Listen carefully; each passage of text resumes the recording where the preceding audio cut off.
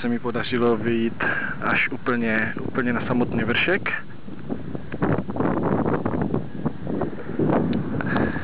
Protože je nádherné krásné počasí.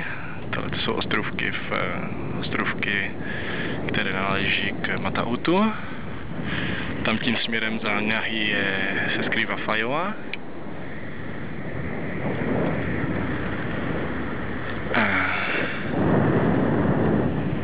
Hřbitov. Jsem tu se Stefanem a Leonem. Ti se někde skovali. Protože jsem na víkendu u Kusího. Tady úplně vzadu, nevím, jestli to na videu vidět, je kostel v Malé Efou, vidět věžička, a potom ostrovky, které jsou součástí Moa.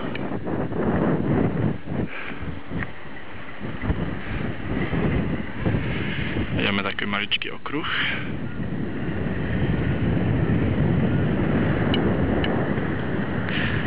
Je tady mikrovlnný zářič, netuším čeho, ale je na to napsána minimální vzdálenost 30 cm. Tak doufám, že to nic neudělá s kamerama.